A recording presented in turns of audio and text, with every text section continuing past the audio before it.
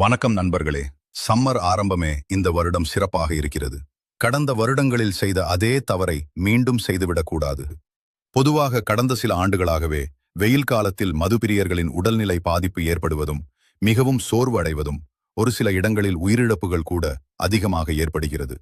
இதற்கு காரணம் மனிதனின் வாழ்வியல் முறையா, இயற்கையின் மாற்றமா அல்லது தரமற்ற மதுவா என்று நாம் ஆராய்ந்து கொண்டு இருக்க முடியாது. நாம் தான் நம்மை பாதுகாத்துக் கொள்ள வேண்டும். இப்போவே அனல் காற்று அடிக்க ஆரம்பித்து விட்டது. சிலர், நான் எப்பொழுதாவது தான் மது அருந்துவேன், மாதம் ஒரு முறைதான் ட்ரிங்க் பண்ணுவேன் என்று சொல்வார்கள். அவர்களுக்காக இந்த பதிவு அல்ல. ஆனாலும் நீங்களும் அளவுக்கு மீறாமல் கவனமாக இருக்க வேண்டும். நான் தினமும் ட்ரிங்க் பண்ணுவேன் என்று சொல்வோருக்கு தான் இந்த பதிவு மிகவும் முக்கியம். பாதுகாப்பாக இருக்க 3 வழிகள் இருக்கின்றன. 1.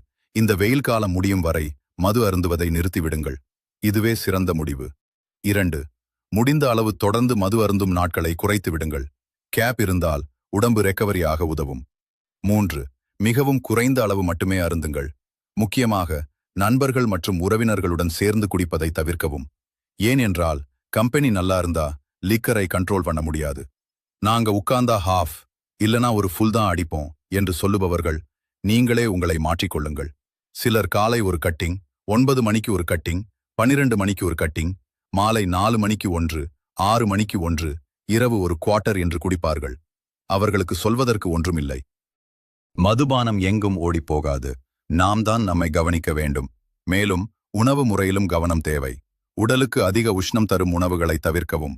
வாரம் ஒரு முறை அல்லது 2 முறை இளநீர், நுங்கு, சாத்துக்குடி, தர்பூசணி போன்ற பழங்களை அளவுடன் சாப்பிடுங்கள். நடைப்பயிற்சி செய்தால் போதுமானது.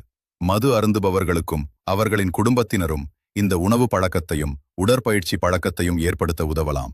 குறிப்பாக இந்த வெயில் காலத்தில் சரியான உணவு முறையும் அளவான உடற்பயிற்சியும் மிகவும் முக்கியம். என்னடா இவன் குடிகாரனுக்கு ஓவர் பில்டப் கொடுத்துட்டு இருக்கான் என்று தவறாக நினைக்காதீர்கள். நம்முடைய பார்வைக்கு அவர்கள் துச்சமாக இருக்கலாம். ஆனால் அவர்களை சார்ந்த குடும்பத்தினருக்கு அவர்கள் மிகவும் முக்கியமானவர்கள்.